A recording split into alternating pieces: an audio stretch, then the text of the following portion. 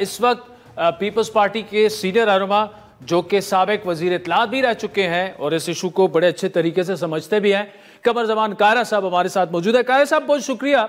ज्यादातर गिले शिकवे peoples party से क्यों किए जा रहे हैं?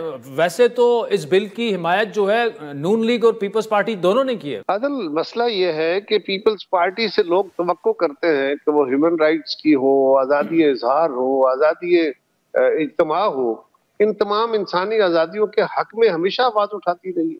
सबसे ज्यादा इसके लिए मार खाई है, सबसे ज्यादा इसके लिए आवाज उठाई है, और वो साफ्ती आज़ादियां हो तभी। इसलिए आज ये महसूस हो रहा है कि पीपल्स पार्टी ने शायद अपने जो रवायती पीपल्स पार्टी का एक है स्टाइल या स्टैंड, उससे थोड़ा हटी है। हालांकि ऐसा नहीं है। हुआ क्या है, सवाल यह है कि जब जब कोई नया मीडियम आता है, जिस तरह कभी किताबों का दौर था तो किताबें और हुक्मरान के दरमियान लड़ाई हुई, किताब लिखने वालों के, और फिर उसके दरमियान लड़ाई के बाद कोई कसूल तय पा गए, अखबार आया तो अखबार और हुक्मरानों के दरमियान लड़ाइयां हुई, और उस तनाजे के बाद अल्टीमेटली अखबार के लिए भी कुछ ज़ाब्ते तय कर दिए गए, कवानीन बना दिए गए। इसी तरह जो इलेक्ट्रॉनिक मीडिया है, इसकी सूरत हाल जब ये इजाद आई तो उसके लिए भी हुआ। अब जो इजाद आई है वो एक और जहान है, वो सोशल मीडिया है। मैं वैसे इसे आजकल अनसोशल मीडिया कहता हूँ, क्योंकि इस पे वल्गैरिटी ज्यादा है और हकायक थोड़े होते हैं, लेकिन ये एक बड़ा ताकतवर मीडियम है। इसको पॉजिटिवली हम इंसानों की फलाह के लिए, इल्म के लिए, बाकी चीजों के लिए बहुत भरपूर इस्तेमाल कर सकते हैं।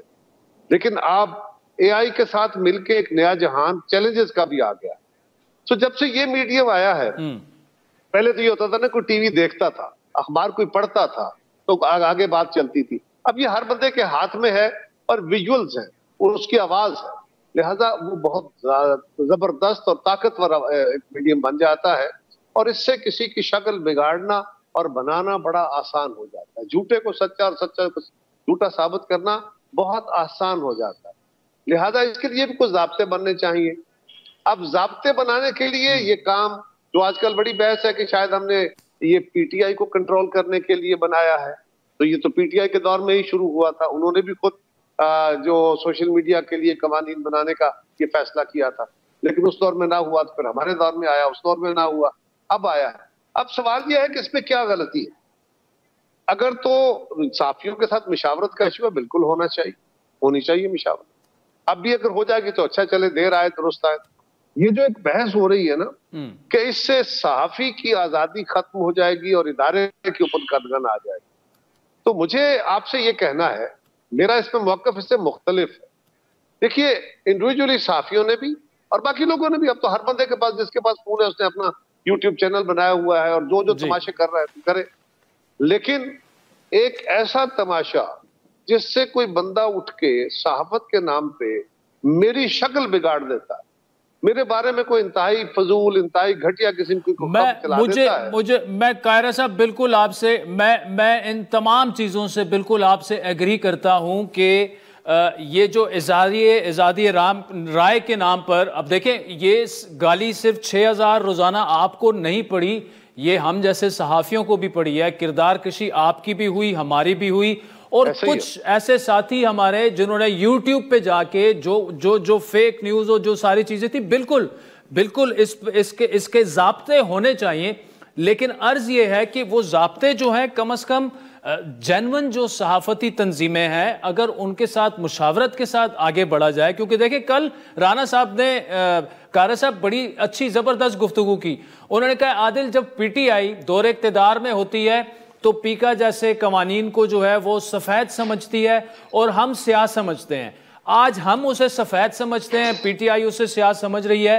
तो ये सबका कसूर है। और सहाफती तंजीमों को, क्योंकि सहाफत, अगर मुझे ये पता लगे कि यार कल को ये मेरे खिलाफ इस्तेमाल, कल को पीपल्स पार्टी ओपोजिशन में होती है और मैं आपके हक में बोलता हूं और मुझे फेक न्यूज़ के जुमरे में ला के गिरफ्तार करके अंदर डाल दिया जाता है, ऑफ एयर कर दिया जाता है, तो कायरा साहब इसको भी तो देखना चाहिए ना।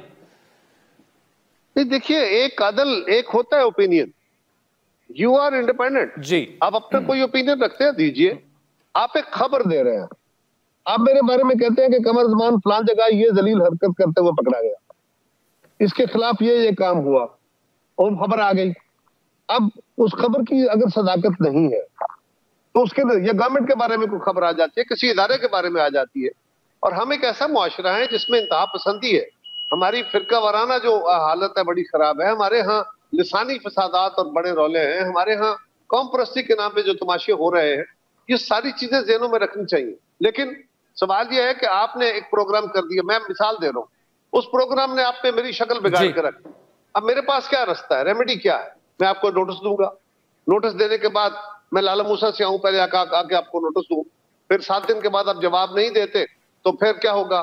7 दिन के अंदर भी मेरे मुखालफी उस खबर को चला के, चैनल उस खबर को चला के मेरा हुलिया बिगाड़ देंगे, और उसके बाद आप आखिर में 7वें दिन कहते हैं। और कारे साहब सिर्फ ये भी नहीं, इसमें मैं ऐड करता जाऊं, एक तो आपको इंसाफ मिलना है ना, एक तो आपको इंसाफ मिलना है, आप साला साल अपनी सफाइयां देते फिरेंगे। खत्म नहीं हुई सर नहीं मेरी बात जी मेरी बात, लेकिन मुझे अपनी बात आप मुकम्मल करने दी। सवाल यह है जी कि फिर मैं आपको कोर्ट में ले जाऊं, सिविल कोर्ट, सेशन कोर्ट, फिर हाई कोर्ट, फिर सुप्रीम कोर्ट, कौन देगा फीसें? कौन? मेरी तो बर्बादी हो गई।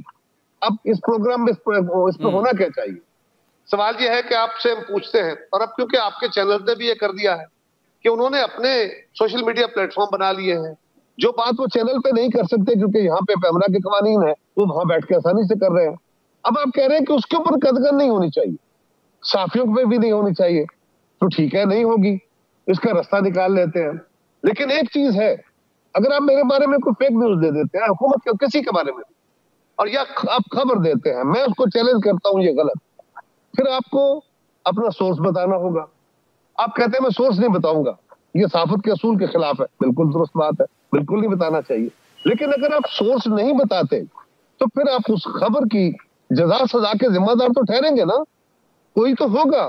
ये तो आजादी नहीं है ना कि आप आजादी के नाम पे, अपने चैनल की आजादी के नाम पे, सहाफत की आजादी के नाम पे आप मेरी शक्ल बर्बाद कर दें, मेरी जमात को तबाह कर दें, उसका अहमियत खत्म कर दें। या मैं बिल्कुल मुत्तफिक हूं कायरा साहब, बिल्कुल मुत्तफिक हूं मैं आपके साथ, और पीपल्स पार्टी ने सहा भी है, देखा भी है ये सारी चीजें। तो कायरा साहब क्विक सोल्यूशन इसका दीजिए कि अब वे फॉरवर्ड क्या इत्तेफाक राय से आगे बढ़ा जाए? टाइम इतना नहीं है, 20-25 सेकंड है, लेकिन प्लीज।